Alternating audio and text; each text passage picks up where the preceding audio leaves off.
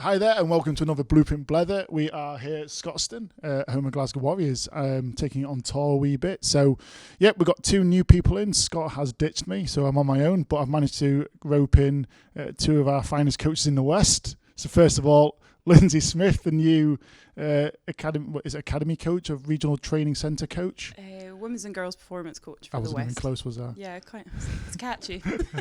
And Grant Talbot, stalwart of Scottish Rugby, has recently returned as what was it you do, Grant? Yeah, development officer at DL out in North Lanarkshire and Motherwell. So looking after them, trying to get more kids involved. Brilliant. So loads of experience in front of us. So what we're going to do, we're just going to delve into the blueprint and what it means in the girls' game and what sort of things you'll be looking at. And then we'll also be chatting to Tally about what does it mean in clubland. Nice. So Lindsay, new role. Have you started yet? Tell us about it. Yes, I've been in for about a month, 6 weeks. Yep. I've obviously worked for Scottish Rugby for a wee while now, but this is a completely different role for me. Just really looking forward to kind of getting going. These are also new roles, so nobody's done them before in the girls' game anyway. So big opportunity for us to kind of lay the groundwork for the girls' pathway programme and what that's going to look like going forward. Cool. So what sort of age groups you work with? How many players and what's that kind of contact time and what sort of things you'll be working on with them? So we've got 3 training hubs. We've got a north one, an east and a west. So I'll look after the west predominantly. I think going forward, our numbers are going to start to grow. Previously, there's been a big number of girls training in Edinburgh, so it'd be good to kind of see a bit of growth in the west as well. So in terms of numbers, I think we're looking at about 20 to 30 girls that we'll have in 2 to 3 times a week. So for me, it's really important that we have more contact time with them. They do a lot in club and school land, but we want to work a bit more closely with them on their S&C side of things, teaching them what it's like to be a performance athlete, making that step up into national team rugby much easier for them, hopefully, and just kind of getting to know all the clubs and school coaches that we've got within the West will be a big kind of part of my job as well, and just creating those links and making them a bit stronger between us and the club game. And all that from scratch? All that from scratch, yeah. Excellent. But lucky enough that, I know and have worked with quite a lot of the male academy staff over the years. So, they've been a big help to me so far, sharing lots of information and kind of big things that worked for them, and maybe some areas just that I could probably go after in the girls' game. Happy days. It's been good. Let's delve into that for a wee bit. So, Tally will just ask you questions, but you talked about improving the standard of players in the girls' pathway.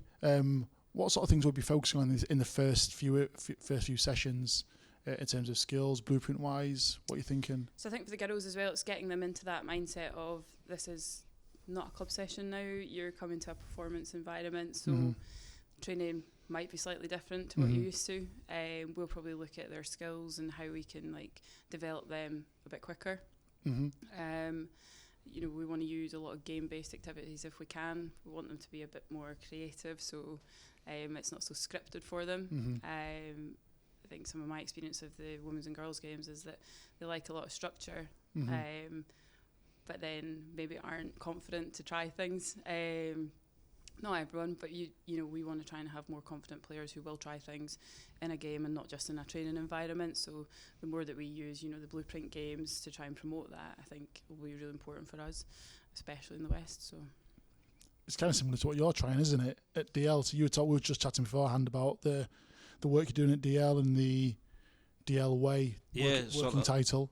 Yeah, it's sort of just coming in post in December as well, so sort of taking over from Darren at DL, and it's just sort of trying to identify our own way, our brand, and how the blueprint there can support it. And again, the girls section at DL is just taking off. Now we've got 29 girls, so it would just be how we can sort of link in with Lindsay's stuff and how, as my role as a development officer, because eventually we want as many girls getting through that programme, so it's how we can link together to make the girls at DL progress on to the next level. But it's just identifying with the coaches that we can get the blueprint, how we can get that into, yes, we want it to be the DL way that we're going to play, but it's there so that it's generic and it gives the girls the opportunity to progress.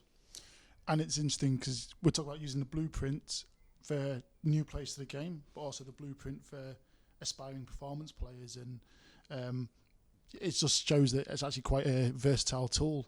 In terms of the Blueprint at DL, what sort of how are you using it? Is it the core games? Is it some of the coaching skills? Yeah, so when we started in December, it was just sort of trying to break the barriers down, because you've got coaches that are set in their ways. So just trying to identify that these are the basic principles we can stick to.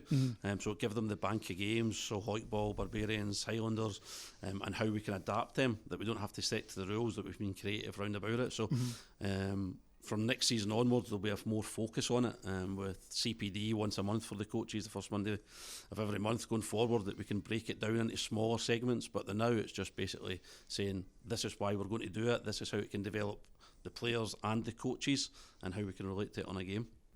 Do you find you get a lot of buy-in from the players themselves, or is it more coach-led?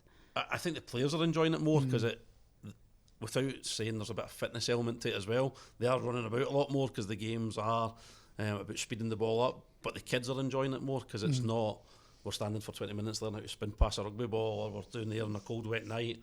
It's short, sharp training, bursts, and once the kids have done it for 3 or 4 weeks, they know how to play the games, they know what's happening. So if the coach shouts, right, sky ball, everybody that's played it, they know it, so you're not having to set up and take 10 minutes to explain a game. So once you've got that set out for the first 2 or 3 weeks, so the kids that are doing it are buying in. You can see them, and it's no coincidence with the teams that are playing. You can see the teams that have been successful are the ones that have been using it. Yeah, you were saying what does that look like? You said you can see teams that have been using a bit of Blueprint. Yeah, I think when watching the games on a Sunday, you can see teams, not just DL, our own team, but when you're playing against other teams, you can see teams that are used to moving the ball now, and they've got people that are creative about trying to get the space there. And I don't think it's a coincidence. I think it's because teams throughout are now using that's there, and it's basically, without trying to say it's a session plan, it's there for a coach now to there. You can still work on technical aspects of the game, but the core games make it much more easier, and the buy-in, if you get the buy-in from the kids, which is what it's about, they'll enjoy it more, and hopefully it's more rewarding at the weekends. Yeah, like I think as well though, if the kids are buying into it, they start to push the coaches a bit further. Definitely. So then, like from my point of view, and like if I'm delivering some of these sessions and we're including the Blueprint games into it, it's pushing me to think of different ways to try and get them to beat the game as well. So it kind of, from a coaching point of view, I think it's helped massively as well, because they're now being challenged by their players to come up with new ideas as well. So I do think it's not just for the players, you know. Yeah, I think there's this kind of misnomer, isn't it, when you get into like academy or performance, that some sort of the coaches have this magical kind of dust that create these amazing, wonderful, complex drills and activities. Well, actually, it's the simplicity of the games that you coach, but actually allowing players to be more creative, and maybe the pace and maybe the intensity may be a wee bit higher, or the demands on some of the skills and decisions within it, but it's essentially the same thing, just done differently. I think that's a good lesson for coaches all across the game, isn't it? You don't need to get more complex with your activities. It's just maybe letting go a wee bit. So if a player tries something, like, all right, let's revisit that. Some key skills in terms of coaching, questioning. But yeah, I think as well, it's like if it's not successful straight away as well, it's not about, you know, just kind of giving up and picking something else. It's like maybe persevere a wee bit with it, because it's for us to beat the game as coaches as well as the players, I think. And if you let them make a mistake, because they'll probably learn more from making that mistake, or, you know, trying something that didn't come off. But, you know, I think it's from a coach's point of view, it's how we reward that effort, or, you know, that ability to try and be a bit more creative. Yeah, I think as well, just when you're saying about the professional game and that, so when we come here to the monthly meetings on a Friday, it's, you can see the Glasgow team are out, or the academy players are out, and it is similar games they're playing.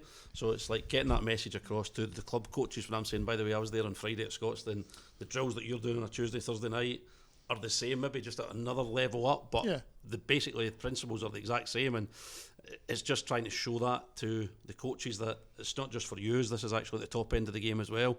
But hopefully then more coaches will buy in, because they think, well, that's what they're doing at the top end of the game, so that's what we should be doing with the kids. I think it's really good the way that you're using the Blueprint in DL. So actually the games like Skyball and Hoytball can still be used by under 18, even adult teams, but actually the kind of P6s and P7s can use the same game. And again, when you look at the coaching principles of active, purposeful, enjoyable, safe, loads of activity, each of the games has been designed with your purpose around it. So whether it's developing a run-pass kick game, or whether it's connection and defence, obviously they're enjoyable. and because they're like limited contact, you can safely do quite a lot of them. So yeah, I think it's absolutely right. In terms of, we're talking about stepping players up, what sort of skills and like are you really working on? So is anything in the game at the moment you're really turbocharging the players on, and is anything that you'd encourage kind of club coaches to have a real focus on as they start the new season in a month or so's time?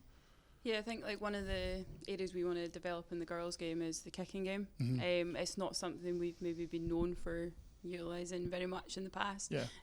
So like use Sky Ball as an example, we would try and use that as much as possible to try and create more opportunities for players to become more confident on the ball and to have a go at kicking, so that it becomes, you know, more natural or maybe a first option to try and kick. Kicking's maybe not my skill set from my playing days, but who doesn't have fun kicking the ball about? I've seen you play rugby golf. You can hit a ball. You can hit a ball. I can hit a ball. It might not have direction. One of the things we'll go after is kicking and trying to develop opportunities around how we can develop players to be more confident with their kicking. Also, we've got the new tackle height coming in as well. So just looking around our contact skills and how we approach contact, and probably building a bit of confidence around that area of the game. You don't need to be the biggest player, but we can be technically good. There's lots of things that we probably want to get better at, but it's probably like kind of condensing that and looking at one or two areas that we're going to go after. It's interesting what you say about kicking, that we traditionally have designed it that you learn running and passing first, and then kicking's maybe added on later, and some of the old age grade law variations reflected that. But I think with the blueprint and us introducing kicking at mini rugby in P6, that actually there's probably something you should learn at the same time, kicking, running, passing, because if you can kick, you've got probably more opportunity to run and pass because defenders have to go into the backfield. If you've got a good running and passing game and maybe they're bringing defenders up, then you've got opportunities to kick as well. Is that something that you kind of reflected at DL as well, that actually reframing what we think about a kicking game? Because like I say, traditionally if you ask a coach, like, don't kick or kick just to clear the lines, but it's reframing, as you say. We've got an opportunity to reframe what kicking is. Yeah, I think as the game's changed the time with the 50-22 now as well, so if you've got somebody that can kick the ball all of a sudden, instead of trying to batter you up the field, then suddenly you could be in the 22 attacking right away. So it's something we have looked at, and just when Lindsay was saying it about the girls as well, so we've introduced with the girls now, when they play, they actually kick at goal now as well. So I know it's half pitch, but just to get them used to, they are 13 and 14. So and it's not just about one girl, so we're giving everybody a chance. Just it's your turn to go up and try it. And naturally there is ones that can do it because they're maybe used to kicking a football at school or that, but it's really brought to light that we need to identify people that can kick it within the team in these games. So instead of the coach saying that we need to go for little Johnny because he's a kicker, the games like Sky identify, because somebody has to kick it at some point, it identifies somebody, everybody gets a chance of it. And it's not like criticising them if they don't do it. It's a new skill. It's how we can improve it, because in the game situation you could get the ball and then suddenly you turn your team into an attacking situation. So I think kicking will come more into the game as we go on. Yeah, and I think that's going to be a real push of the blueprint, and everything we do is actually just treating them as developing them all at the same time. It's very hard to isolate them because in attack you are a run pass kick. I was going to say, I would probably treat like approaching like a kicking session or, you know, introducing kicking into the game the same way we've looked at the scrum school workshops. We're trying to say that we want everybody to be able to have that good body shape. So why can't everybody have a shot at kicking? You know, like I would try and incorporate like 5-10 minutes at the end of every session where we try something different, and it might be that everyone has a go at kicking, whether that's from hand to post, whatever. But I kind of use it as a bit of a team building exercise as well, because you can have a laugh. You know, you can, you know, somebody might stand out who you didn't think would. So yeah, I think it's really important to get all our players and get the coaches involved in it as well, because it's, you know, it's always fun if you can beat your coach, or you know, you can have another crack at a different skill. Like the kids like DL love it, like rugby golf, just going in pairs at the end just to break it up, and then the target from one side of the pitch to the other.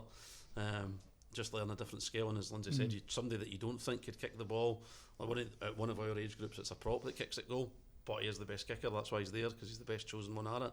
He is the best in the scrum as well, but at the moment he's the best kicker at goal, so that's why he's got the job.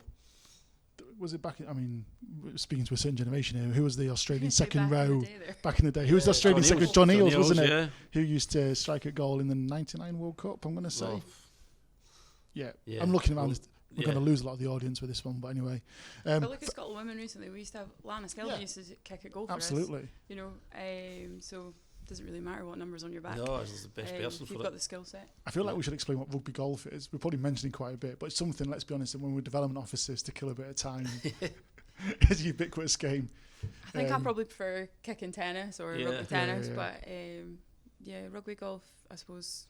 Everyone sets it up differently though, don't they, as well? Yeah, I think it is. I think the way we do it at DL is we just go in pairs normally, and then if we're out on the pitch, so it's the post or the crossbar or a tackle bag at the corner, and then it's least amount of shots and you need to hit it. So it's quite fun. It's competitive right away.